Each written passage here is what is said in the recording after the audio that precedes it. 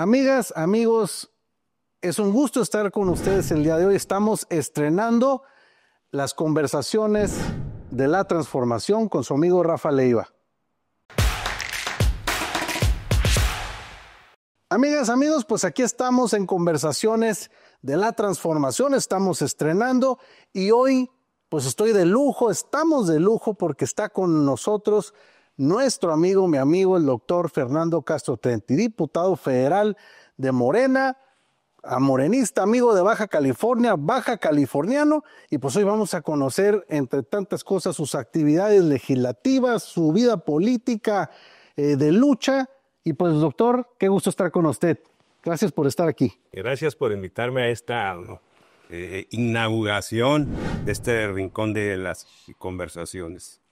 Bueno, originalmente, porque nos conocen ya como el podcast de la transformación, pero le estaba calentando motores a la señora presidenta Luisa María, presidenta de nuestro partido. Le mando un fuerte abrazo, respetuoso siempre, y le deseo muchísima suerte. Yo sigo el podcast de la transformación, pero hoy estrenamos esta charla amena, esta charla sin filtros. Trataremos de hacerla, vaya, no tan comercial, sino, diputado, queremos saber cosas íntimas, hay leyendas de operaciones políticas, una anécdota interesante que me estaba usted platicando hace unos días, referente de que le preguntaban que cuál era su dirección, si en Tijuana, si en México, que cuál era la dirección. Eso será interesante saber. Y pues, doctor, cuéntenos un poco de usted. ¿Es usted de Baja California? El origen de su familia. ¿Cómo es que usted se desenvuelve en política? Fíjate, Rafa, gracias. Primero, mil gracias. Saludos a todos, saludos a todos. Fíjate que es algo interesante porque como Baja California es tierra de migrantes, mi familia llega igual. Nada más que llega por barco porque mi abuela materna y mi abuelo materno estuvieron en un campo de concentración durante la Primera Guerra Mundial. Eran ellos pequeños y el gobierno de México abrió las puertas para miles de refugiados y ellos vinieron, así llegaron a Veracruz, después estuvieron una larga temporada en Mexicali y se asentaron en Tecate. Mi abuela Silvia y mi abuelo Francisco, él trabajó muchos años en la cervecería Tecate hasta que tuvo un accidente de trabajo y murió muy joven, recién los 50 tenía cuando tuvo un accidente, era mecánico de una de las máquinas que estaba ahí, le echaron a volar y no se dieron cuenta que él la seguía trabajando, entonces le lesionó la mano, no tenían la vacuna adecuada a la mano y se infectó, se enfermó y murió. Pero ahí se quedó la familia, nuestra familia, el epicentro de nuestra familia es el municipio de Tecate, el rancho Las Delicias. Yo estoy muy ligado a la producción del vino porque nos tocaba hacer, cuando chamaquillos, nos tocaba hacer la molienda con botas de hule que nos poníamos y entonces ahí estaba cada que los chamacos pisando la uva, machacándola, haciendo el caldillo que luego se vendía. Así que ahí pasé mi infancia en Tecate, cazando cachorras, recogiendo huevos de gallina. Fue muy interesante mi etapa. Estoy súper ligado a la vida campirana por esa razón. Yo estudié aquí en la Poli. En la Poli soy hijo del Centro Escolar Aguacaliente, en la secundaria y en la prepa. Y bueno, pero todos los fines de semana nos íbamos allá con la abuela, la nana, para nosotros la nana. Nos íbamos a ver a la nana. Las vacaciones largas de verano nos las vivíamos allá, así que yo me convertí en repartidor de huevo, iba con el tío Ricardo ahí repartiendo cajas de huevo en algunas tiendas a las que se le vendían, o repartiendo tomate, en fin, trabajo de campo, trabajo de granja, cuando no tenían en el rancho por la zona de Tecate, a un lado del Cerro Cuchumá, no teníamos luz eléctrica, entonces era una planta que echábamos a volar en la tarde, así que fue algo muy campirano, muy silvestre. Así aprendí yo la vida de las comunidades agrícolas. Tenía una vaca, me metí con una vaca, me tocaba ordeñar a la vaca. Todas esas historias un día, sin abusar del tiempo, pero Adelante. estábamos en el rancho. Mi abuela había hecho físicamente ella, su casa, por etapas, obvio, pero era una casita de 2 pisos. Y entonces los domingos iba la familia de todos lados, mi familia, nosotros vivíamos en Tijuana, el tío Silvio, en paz descanse, que estaba en Mexicali, el tío Federico, que estaba en Tecate. Nos juntábamos ahí en el rancho, entonces iba a irme yo con el tío, yo tenía 6 años, 7, me iba a ir con el tío Ricardo a dar de comer a las gallinas, y mientras me subía, había un tractor en la loma, todos los carros de la familia estaban ahí abajo, ¿no? Entonces yo estaba en el tractor, me subí al tractor a esperar al tío, y es que me pongo a jugar con los cambios del tractor, y que le sapo el cambio poniendo, y que se empieza a deslizar el tractor. Uno de un miedo espantoso, todos los carros de la familia allá abajo, y ven el tractor y todo, y estaba en el segundo piso gritando, me decían el chico, ¿no? El chico de la familia. Y se empezaron a gritar, estaban diciendo, mi papá me va a marcar, ¿no? Se va a echar todos los carros de la familia. Pero me convertí desde entonces en un zar del volante, ¿no? Porque pude, como Dios me dio a entender, desviar el tractor, pasé rozando un carro y terminé ensartado en una piedra, ¿no? No le dio a ningún carro. No le di a un carro, ¿no? No. Mi papá se desmayó ahí porque dijo, este tipo me va a hacer pagar 3 carros, 4, ¿no? Esas historias de mi infancia. Y de chico pasé a ser el diablo de grande, ¿no? Curiosamente digo esa transformación. Digo que usted ya lo trajo a la mesa y yo lo tengo que preguntar, usted mismo lo acaba de decir, bueno, porque atravesó desde niño y lo dice, bueno, el diablo, ¿por qué este misterio de los que nos gusta la política? ¿Por qué el diablo? Bueno, el diablo era simplemente porque cuando los momentos eran bien difíciles, los más difíciles que te puedes imaginar, habiendo luchado tantos años contra la derecha, habiendo organizado cuanta cosa podíamos organizar para sacarlos del gobierno, también nosotros éramos víctimas de represión, de persecución, de cosas tremendas. Entonces siempre me les escapaba y me les aparecía siempre que estaban confabulando contra mí, siempre que estaban en algún lugar, en algún restaurante confabulando contra mí. Resulta que me les aparecía como si me estuvieran invocando, ¿no? Y entonces decía, no, hombre, ahí cómo se dio cuenta es un diablo, ¿eh? ¿Cómo dice? Pero yo siempre he dicho que mi compañera más amada, que nunca me ha dejado, nunca me ha olvidado, cuando no está a mi lado, la extraño, que es la adversidad. Porque los que nosotros somos los que luchamos y que venimos desde abajo, siempre nos acompaña la adversidad. Y la adversidad te enseña a ser duro, a ser fuerte, a no dejarte, a no hincarte. Y frente a esas consideraciones, así me formé. Y las luchas fueron brutales en esa época. Ahorita hay paz pública en términos objetivos, donde no persigues, no eres perseguido por tus ideas, ¿no? Claro. Pero en el pasado nos perseguían.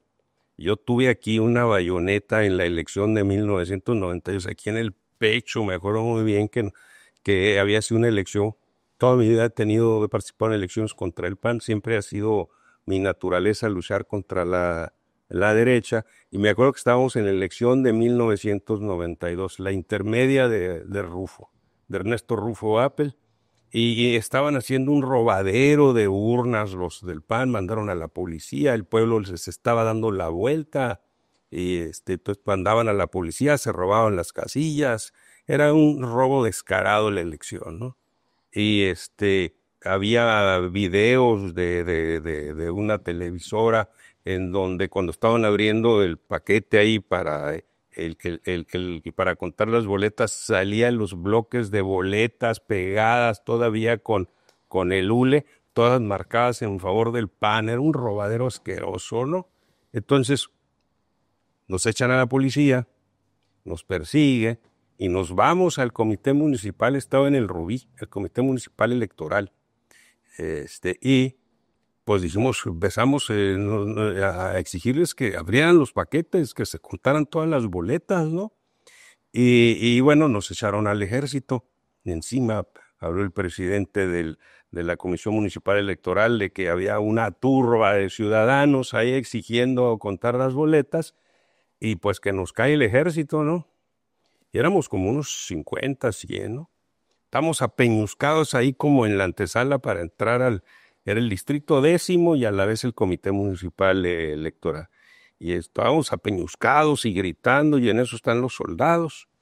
Nos sacan con la bayoneta y yo tengo la bayoneta aquí.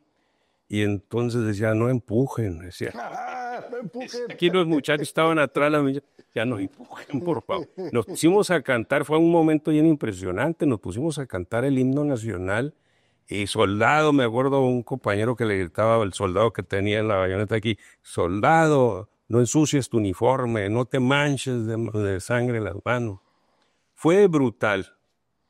Y nos hicieron ese gran robadero. Después nos fuimos al Congreso del Estado. Resulta que en aquella época las elecciones las calificaba el Congreso local, instalado como colegio electoral, calificaba las elecciones, y en el Congreso estaban las urnas.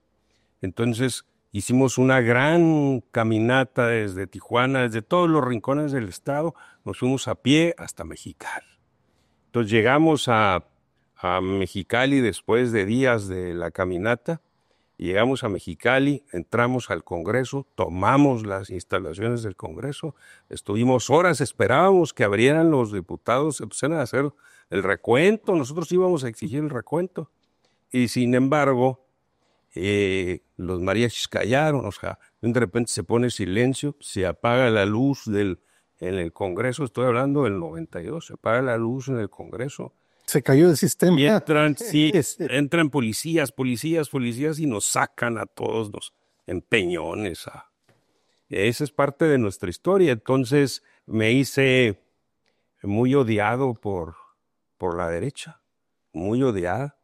Tiempo después, en el 2004, llego a ser diputado local, y resulta que pues pudimos organizarnos las distintas fuerzas políticas que estábamos en el Congreso, y nos hicimos de la mayoría del Congreso local.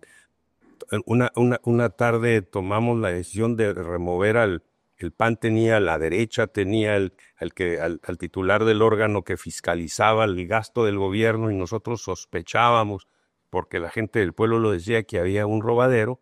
Y entonces una tarde tomamos la decisión de destituir al titular del órgano de fiscalización del Estado. Los diputados votamos, pues logramos hacer la mayoría, y resulta que mientras hacíamos eso y lo aprobamos, suspendimos las sesiones y dijimos, nos vamos a trasladar a las oficinas del órgano de fiscalización del Estado, que estaba como a 3, 4 cuadras, para instalar al nuevo titular, y se estaban robando, sacando las cajas de contabilidad, todas las pruebas. Bueno, nos vamos a instalar allá para evitar este robadero, ¿no? Y cuando nos vamos caminando del Congreso, salimos a pie, llegamos a las instalaciones y estaban bloqueadas por la Policía Judicial. Bloqueadas, armados, todo. Y pues ya cuando el pueblo se cansa de tanta tranza, como decía el precursor y el gran fundador del movimiento, pues la gente nos movió y nos metimos a fuerza a la Contaduría Mayor de Hacienda, rompimos cristales, los metimos, paramos a la policía que estaba sacándose por la puerta de atrás en paneles, estaban cargando cajas de contabilidad, por ahí hay todavía actas notariales, e instalamos al nuevo titular y empezamos a revisar todo el cochinero que traían, ¿no? Obviamente nos persiguió posteriormente a la policía, Perdieron, lo sacamos de la presidencia municipal de Tijuana, la sacamos de la presidencia municipal de Mexicali, en fin. Siempre fue una lucha brutal, siempre fue, y bueno, era un diablo para los panistas. No pido disculpas porque sigo pensando que la derecha nos ha hecho víctimas a nuestra tierra, a nuestro pueblo, y lo cierto es que me gané de forma muy merecida el bote. Debo confesar. Bueno, hay una cuestión que a veces yo platico con compañeros de Morena, y ahorita usted en esta travesía y ahorita que comentó respecto y con ese énfasis de la adversidad, muchas veces no apreciamos, digo, algunos que no les tocó la lucha, a lo mejor porque éramos unos más jóvenes que otros, cómo la izquierda no siempre estuvo en Baja California, hubo un periodo importante de lucha. Y usted fíjese, yo tengo 38 años y desde luego yo sigo, dentro de su juventud, desde que yo tengo uso de razón, usted ya era un importante actor político de izquierda aquí en Baja California, un referente, y para a quienes nos gustaba, a mí en mi caso desde niño la política, pues una persona a quien admirar y decir, oye, yo quiero estar en ese escenario, y veo todo lo que hace pues esta persona. Yo no lo conocía entonces, yo era pues un chamaco, ¿verdad? Pero siempre me ha gustado este asunto de la política. Entonces, aun y cuando en ese periodo que usted está mencionando, muchas veces los compañeros de izquierda no nos damos cuenta, y digo porque quiero hablar también ahorita más adelante de lo que está pasando en este momento, pero fueron muchos años de panismo en Baja California, y en donde a usted le tocó luchar en un escenario de adversidad siempre, donde pues la mayoría no era la izquierda, era la derecha, y que no ha sido fácil, y yo sí quiero decir que a veces, compañeros de Morena, no valoramos la lucha que se ha hecho desde hace muchos años con estos actores, compañeros, para sacar a la derecha. Antes no había Morena. Antes había partidos que luchaban contra la derecha, y la derecha finalmente pues fue una concesión dada pues al Partido Azul, ¿no? Y que son muy vivos porque luego ahí buscan cómo meterse, ya que no está caminando su proyecto. Lo que habla que no había una legitimidad de su proyecto, era una concesión. Y en Baja California, que somos un estado multicultural, pues yo creo que Morena le ha sentado muy bien. Digo, ahora en esta nueva izquierda, porque también a lo mejor los partidos fueron cambiando su dinámica, lo que había antes, pero esto no quiere decir que de estos partidos de izquierda, pues algunos se mantuvieron, ahora muchos son aliados de Morena, y en este renacimiento de izquierda, no sé si pudiéramos verlo de esa manera o de alguna otra manera, ¿cómo ha sido esa lucha? Digo, a diferencia, porque en su momento usted, como un luchador en contra de la derecha, y hoy que se tiene la oportunidad de estar en un escenario en donde pues la izquierda tiene toda la oportunidad, porque somos la mayoría, de cambiar las cosas. Eso que acabas de tocar es como muy importante. Resulta que luego la memoria es corta. Los pasajes importantes de nuestra tierra luego se olvidan. Resulta que en Baja California, desde el año 1989 y hasta el año 2018 y 19, gobernó el PAN, gobernó la derecha. En ocasiones, en algún municipio, los aliados contra la derecha lograban sacar 3 años del municipio al PAN. A veces Tecate, a veces Ensenada, Mexicali y Tijuana estuvieron condenados a ese pacto, a ese acuerdo, concesión a la derecha, entre lo que fue el año 1989 y el año 2010, que fue la primera vez en toda esa cantidad de años en donde logramos sacar de Tijuana y de Mexicali a los gobiernos del PAN, ¿sí? Nos aliamos todos aquellos que estábamos contra la derecha y logramos una cantidad de votos suficientes, corrijo, fue en el 2004 la primera vez, en el 2004. Logramos sacarlos entre el 89 al 2000 fueron 11 años y al 2004 eran ya 15 años. Sin embargo, no se estaba preparado para dar buenas cuentas en el gobierno. Tuvimos una mala experiencia de respuesta a la gente. Entonces la gente no necesariamente quedó satisfecho de cuando se logró en esa etapa en el 2004 sacar al PAN.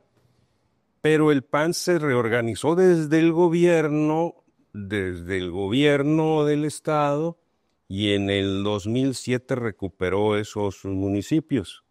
Pues yo seguí siempre contra el PAN, no era una obsesión, era una razón de vida el dedicarnos a que el pueblo tuviera la representación adecuada y que el gasto público se invirtiera en la gente y en sus necesidades básicas. Sin embargo, la llegada del PAN al poder, que se enquistó durante 30 años, hizo cientos de familias ricas, y ningún beneficio ni progreso le trajo a la comunidad. En el año 2010, de hecho, yo tengo que hablar de esto, me parece muy importante porque yo fui candidato a senador en el año 2006. Y siendo candidato a senador por una alianza en donde la lucha contra el PAN en ese momento en Baja California la llevaba el PRI, el candidato a la presidencia de la República era Andrés Manuel López Obrador, y entonces yo iba a las estaciones de radio. Para esa época no estaba las redes sociales, sí. La comunicación era vía radio. Entonces yo iba a la radio y decía, comparen mi trabajo que yo he hecho en las comunidades. Vean ustedes cómo yo represento las ideas de Andrés Manuel. Y les decía, el que vaya a votar por Andrés Manuel, vote por mí también.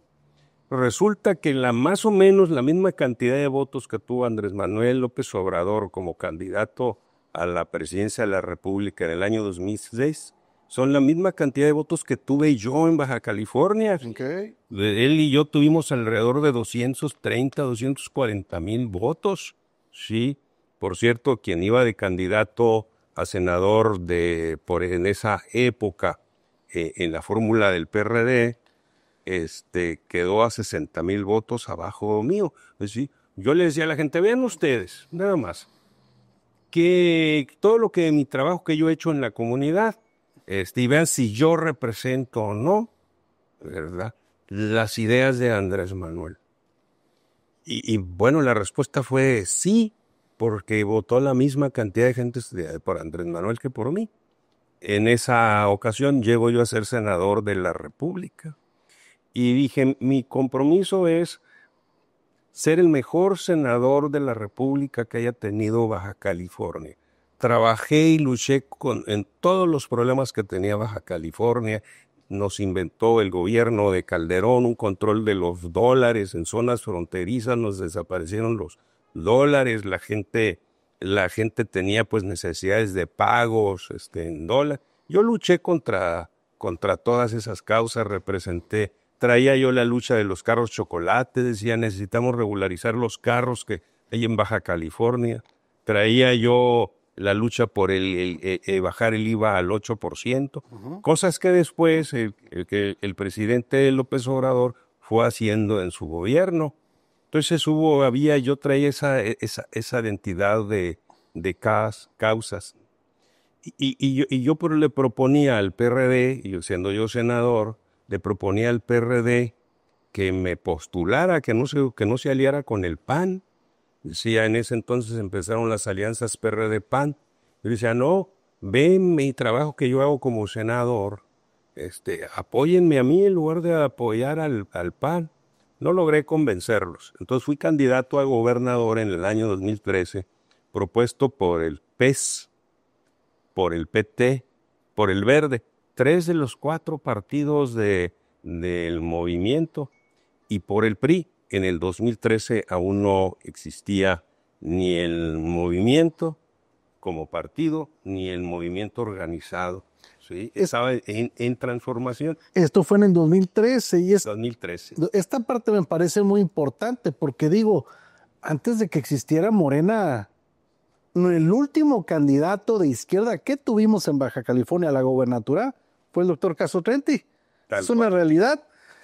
No únicamente fue candidato por el PRI, también por el PT, por el Verde. Digo, hoy los partidos que conforman la gran alianza de la izquierda.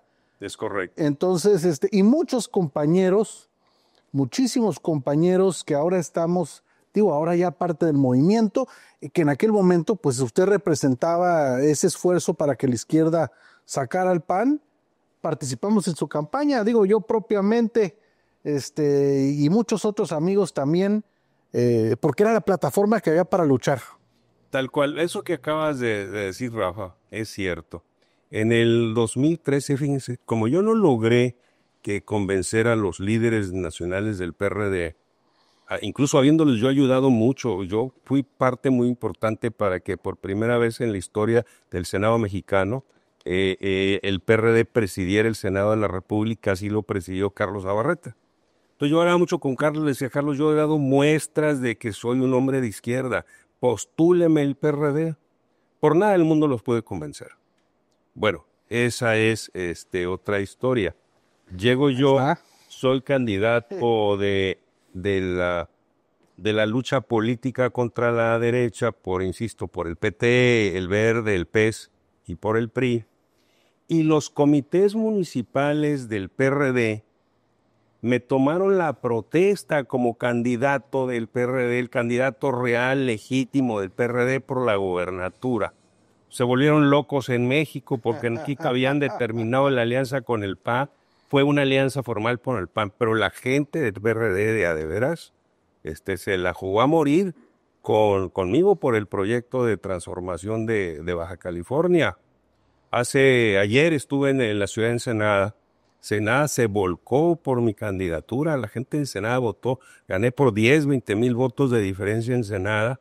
Y ayer que estaban platicando conmigo las gentes de Ensenada, estaba yo escuchándolas y me regresé al 2013 y eran los mismos problemas porque que yo había escuchado.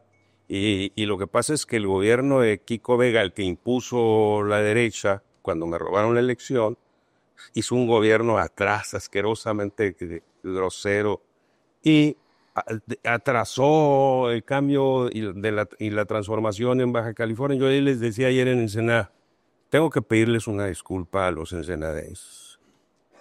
¿Por qué? Me dijeron, porque Ensenada se volcó por mi candidatura y yo no tuve el alcance para evitar que por el Pacto por México nos robaran la elección. Y eso ha traído como consecuencia un atraso brutal en Ensenada. Llevamos 5 años del gobierno de la transformación, apenas 5 años, contra los desastres que nos hicieron durante 30 años. Los gobiernos de derecha nos está costando mucho trabajo sacar adelante el Estado, pero lo estamos haciendo y lo está haciendo bien el gobierno de la transformación. Aún faltan hacer 1000 cosas más. Pero lo importante de todo aquí sí es como dejar claro el hecho de que durante muchos años hubo una constante de quienes se enfrentaban contra la derecha, contra los gobiernos represores, los gobiernos antidemocráticos, y en esa constante, en esos 30 años, siempre estuve yo al frente, siempre estuve en la lucha. Muchos de los compañeros que hoy están en altos cargos directivos gubernamentales formaron parte de mi esfuerzo en la lucha política. Yo por eso siempre me he sentido muy representado con los cargos que tienen los compañeros en el movimiento, porque es gente que yo la vi luchar, la vi gestar la lucha y el cambio en Baja California. Muchas veces por traiciones mordimos el polvo. Nos levantábamos después de cada derrota y decíamos, ahora sí, y volvíamos a organizar al pueblo para sacar al PAN del gobierno, y luego nos empezamos a dar cuenta que todos nuestros esmeros servían de poco porque allá arriba en las alturas los machuchones del país se repartían el estado como si fuera de su propiedad y concesionaban Baja California a la derecha. Por eso tanta corrupción, por eso tenemos problemas gigantescos en el tráfico vehicular, porque aquí, en lugar de invertir el recurso para que fuera creciendo Tijuana, Rosarito y el estado conforme crecía la población, el dinero se lo embolsaban, concesiones para sus amigos, trabajos de obra pública de pésima calidad, de manera tal que en nuestro estado fue concesionado, se embolsaron y enriquecieron unos cuantos. El pueblo ha batallado mucho por el atraso, nos faltan hospitales, nos faltan escuelas públicas, porque en 30 años fue el peor de los latrocinios. Pero en todas esas luchas estuve yo en contra de ellos. Y no era de ellos en forma particular, era de lo que ellos representaban. Encumbrarse para robar, no encumbrarse para servir al pueblo. Así que cuando llega Andrés Manuel a ser presidente de la República, yo me siento muy representado. Incluso muchas de las cosas, y yo lo demostré cuando anuncié públicamente mi apoyo a la candidatura de nuestro primer gobernador que tuvimos en Baja California, Jaime Bonilla. ¿Sí? Cuando él lo anuncié, llevé yo los periódicos de mi época de candidato y decía, mire, si la pregunta es por qué vengo a apoyar a Jaime Bonilla y al movimiento, es porque, mire, las propuestas que yo hice en el 2013, yo dije, voy a bajar el sueldo de los funcionarios. Aquí es lo que hizo López Obrador. El IVA, vamos a luchar para que el IVA baje del 16 al 8. Aquí está mi declaración del año 2013.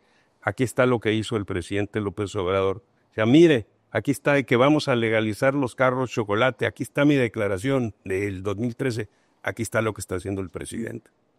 Y me afilié finalmente al movimiento con Jaime Bonilla. Bueno, es que no me quiero adelantar tanto, porque aquí hay una parte bien importante. Digo, antes de Morena, debo decirlo, digo, usted como el último referente candidato buscando que la izquierda tomara las riendas, pero hay un periodo de reflexión o un periodo en donde, digo, usted lo comentó, le robaron la gubernatura, ¿no? Y que por cierto, escuchaba una entrevista y dijo, no hombre, pues a mí, yo no estoy buscando nada, a mí me lo robaron, ¿no? Y entonces, ¿pero qué pasa después de ese 2013? Termina la campaña, sé que, digo, usted es un hombre del estudio, tuvo algunos logros académicos, pues usted es un hombre que ha estado en constante preparación, pero luego usted también tiene otras experiencias internacionales, ¿no? Digo, lo comento porque quiero llegar finalmente a la etapa donde vamos pues siento a ir ya concluyendo, que es su trabajo legislativo, y toda esta parte que yo platico el doctor Castro Tetti, que me parece fenomenal porque no solamente es un hombre con mucha experiencia política, también académica, pero también en el ámbito internacional ha tenido la oportunidad de ocupar cargos importantes, que esto ilustra sin duda el conocimiento de una persona y que ahora lo pueda aplicar. ¿Qué pasa en todo este periodo 2013-2019? Es una época compleja. Me gana la rabia. Me enojó muchísimo la traición de habernos entregado a los bajacalifornianos nuevamente en manos de la derecha a cambio del Pacto por México. La enorme rabia y frustración, porque no solo fueron los sueños de una persona, mi caso y mi familia, que luchamos tantos años por servir a nuestra tierra, sino arrebataron los sueños de las necesidades de cambio que tenía el pueblo de Baja California. Traicionaron al pueblo los que nos entregaron y los que nos vendieron. Eso fue brutal, era una traición absolutamente intolerable, que aún me duele la piel cada vez que lo recuerdo, porque robaron el sueño de muchos y la esperanza de cientos, de mucha gente del estado que esperaba que por fin sacáramos a la derecha. traíamos todo un aparato gigantesco del pueblo, que el pueblo estaba rugiendo para cambiar, para instalarse el pueblo en el poder, para poder transformar su estado, y de un plumazo nos lo robaron, ¿sí? Vino un proceso de traición, que de personajes con los que yo había ayudado a crecer, que se vendieron al mejor postor, que por la espalda te llegaron con un puñal y te traicionaron para venderse y entregarse por unos centavos, por unos denarios, como traicionaron a Cristo por unos denarios, por 30 monedas venderse. Y decidí irme del país, y dejé perfectamente claro en el 2018, yo voy a volver con todo para sacarlos del Estado. En el camino me fui a la diplomacia, tuve el apoyo de las gentes progresistas de México que me ayudaron a salir del país, me fui. El gobierno peronista de Cristina Kirchner me aceptó como su embajador. Acababan de rechazar, les habían propuesto de embajador a un agente de la derecha que le negaron el beneplácito, y el gobierno peronista me recibió. Me hice, por cierto, buen amigo de Cristina Kirchner. Sigo estando muy ligado al peronismo argentino. De hecho, al término de mi misión como embajador, me otorgaron un reconocimiento, la Gran Cruz de Mayo, para aquellos extranjeros que sirven para su patria, que han ayudado a su patria. Trabajé muy duro en acuerdos, para lograr acuerdos económicos, tratados, acuerdos de complementación económica, acuerdos comerciales entre Argentina y México. Y al final de esa etapa,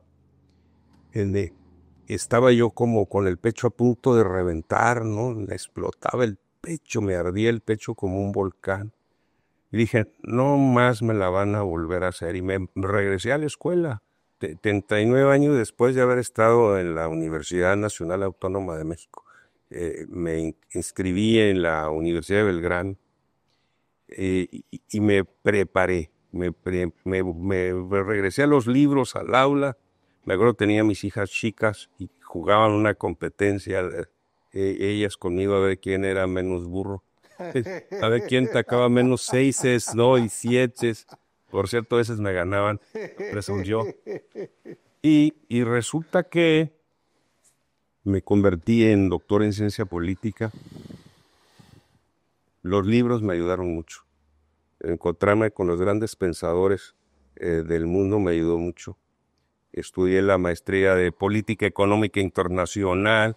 Justamente tengo perfectamente claro qué está pasando y qué va a pasar y hacia dónde vamos. Por eso puedo dar prueba clara, fe clara de que el camino que está siguiendo Claudia Sheinbaum es el adecuado, es el correcto, y ustedes lo están viendo que está dando resultados y lo va a dar más. Ahorita vamos a platicar de eso. Muy importante.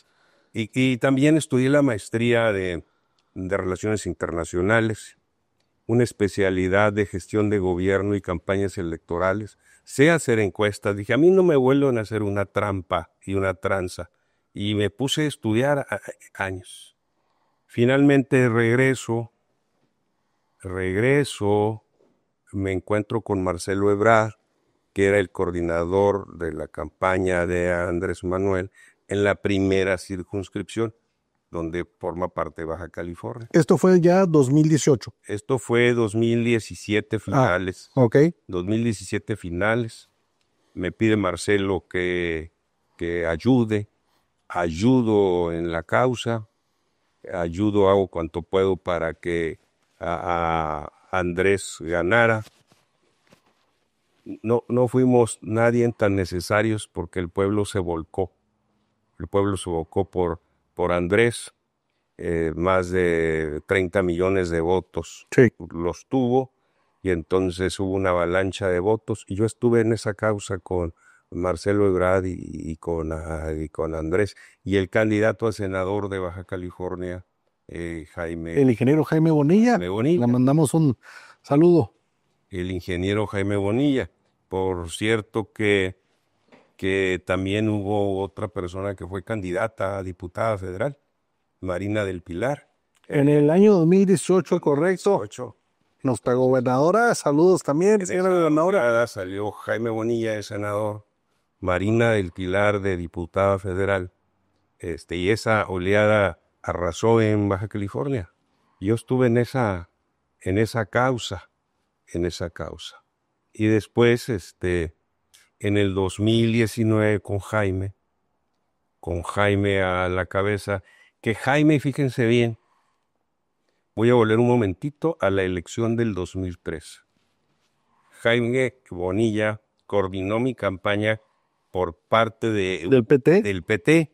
O sea, el PT Nacional designó a Jaime Bonilla como coordinador de la campaña, de mi campaña de gobernador, por parte del PT. Les recuerdo que yo fui candidato de 3 de los 4 partidos que postularon a Andrés Manuel en el año 2018. ¿Cuáles fueron esos partidos? Además de Morena, los otros 3 partidos, particularmente era el PES y el PT. Bueno, el PT designa a Jaime de Bonilla como coordinador de mi campaña de gobernador. Sí, yo ayudé mucho al PT, era el partido de izquierda que representaba los intereses reales de la gente, y yo me sentía muy representado. Entonces el PT durante una larga época y yo trabajamos mucho tiempo juntos. Y justamente Jaime lo hizo en el 2013 y Jaime en el 2018, le digo yo, amor con amor se paga. Hiciste cuanto pudiste para sacar a la derecha. Cuando yo fui candidato a gobernador, vengo a hacer exactamente lo mismo por ti, para que saquemos a la derecha, ¿sí? Fue esa parte así. Hay muchas historias en el camino de negociaciones tras negociaciones de nuestra tierra, de lucha contra el centralismo ramplante que nos dañaba a todos, hasta que finalmente, después de muchos años, 30 brutales, largos años, se dicen fácil, pero fue un padecer constante y permanente en donde muchos jóvenes, como Rafa, muchos jóvenes tuvieron en la lucha política para sacar al PAN del poder público. Sí, en el 2019 tuve la oportunidad de ser el coordinador de campaña precisamente del ingeniero Jaime Bonilla a la gubernatura. Desde luego ahí me tocó saludar y colaborar también con el doctor Fernando Caso Trenti. Doctor, no quisiera que concluyera esta charla, porque todo este conocimiento y esta experiencia abonada, entre tantas cosas, porque sé que también le coordinó en su momento la campaña interna cuando el doctor Mario Delgado estaba buscando la presidencia de Morena, y ahora desde luego, su participación importante como vicecoordinador en la campaña de la doctora Claudia Sheinbaum, nuestra presidenta de la República, y ahora diputado federal por la primera circunscripción, desde luego en los 8 estados acá en el norte. Toda su experiencia y todo este cúmulo de travesías, de todas sus experiencias lo han llevado ahora a ser parte prácticamente pues de un constituyente, porque es un gobierno en la posibilidad de ser un congreso posible de ser reformador, y que ha traído ahora pues finalmente esta reforma que estamos a unos cuantos meses ya de poner en práctica, que es entre otras importantes que se están llevando a cabo, pero la del Poder Judicial. Y yo sé que usted ha sido uno de los actores importantes para que esto se lleve a cabo. En lo general los mexicanos estamos hartos, y la manifestación representada por nuestros congresistas lo hicieron valer, de que la justicia pues nunca llegue. Hay personas que tienen 20 años firmando y todavía no les pueden resolver su asunto. Entonces, ¿cómo ha sido participar ahora en el gobierno de la doctora Sheinbaum? Usted, desde luego, desde el Congreso, en esta reforma tan importante que ahí viene, y que sé que usted es uno de los hombres que está trabajando para que tenga éxito. Tocó un tema súper mega importante, Rafa. ¿Cuáles eran los retos mayúsculos que tenía el presidente López Obrador para consolidar la transformación como líder político inspirador de este movimiento? La preocupación del presidente era que no se lograra consolidar ese propósito de transformación y cambio de México. Y había un poder público que estaba cooptado por la derecha y que era el principal obstáculo de los esfuerzos del pueblo de México por cambiar el país, la ruta del país. De manera tal que el presidente de la República, Andrés Manuel, empujaba y lograba cambios y luego la Corte, al servicio de los intereses más oscuros de México, lo detenía y lo echaba para abajo. Entonces el presidente le hizo un llamado al pueblo. El presidente dijo, creó el plan C. El plan C, ¿qué quería decir? Era el plan de tener la mayoría calificada, que pudiera cambiar la Constitución para sacudir el árbol podrido del Poder Judicial. Entonces él lo puso sobre la mesa al pueblo. Morena, el movimiento, seleccionó a un personaje, una gran personaje de la izquierda universitaria, que es Claudia. El pueblo, a través de las encuestas, determinó que Claudia fuera la cabeza del movimiento, y resulta que Claudia venía de la lucha social universitaria desde abajo y que era una referente extraordinaria del cambio de México. Entonces, le encabeza el movimiento Claudia. Recibo la invitación para incorporarme en la campaña de Claudia como vicecoordinador de organización territorial de la campaña nacional, y la acompaño en muchos estados de la República, y trabajamos justamente para tener la cantidad de asientos suficientes en los congresos locales, en la Cámara Federal de las Diputadas y Diputados y en el Senado, para que volviera a nacer aquel constituyente que del año 1916 y 17 que dotaron a México de la Constitución, y que cada 5 de febrero nos reunimos en todo el país a celebrar, a recordar el esfuerzo de esos reformadores que dieron lugar al nacimiento de esa Constitución, y que en Querétaro hay un teatro que se llama La República, en que cada año el 5 de febrero se congrega los representantes del poder público mexicano. Pues con Claudia a la cabeza, con la campaña, ella hacía un llamado, le hacía un llamado a la gente en las plazas públicas, que yo acompañé en cientos de plazas a Claudia, y hacía un llamado a que nos dieran la cantidad de votos suficientes para cambiar el poder judicial y sacarlo de la corrupción. Y el pueblo tomó la decisión y nos dio la cantidad de casi 36 millones de votos suficientes para tener mayoría en 27 de 32 congresos locales, tener mayoría calificada sobrada en la Cámara de Diputados y mayoría calificada en la Cámara de Senadores. De tal manera que ahora ese poder reformador que constituyó la República en su nuevo marco legal en el 1916, renace 108 años después, en el 2024, y integra en una misma mirada, inspirada en la transformación de México y en el grito del pueblo, y nacimos, por segunda ocasión, nació un constituyente reformador. Nosotros somos los constituyentes reformadores. Y el presidente de la República, de sus últimos actos de iniciativas legislativas, mandó la reforma al Poder Judicial para que sea el pueblo el que siente en las sillas a jueces, a magistrados y ministros. Que no sea más el poder económico el que se convierte en dueño de la justicia en México. Que sea el pueblo el que sea el dueño de la justicia. Y por esa razón trabajamos muy duro y logramos que el próximo 1 de junio se elija por el voto directo de cada uno de los ciudadanos, de cada uno de nosotros, a los jueces locales, a los magistrados locales, a los ministros y ministras, a los magistrados federales y jueces federales.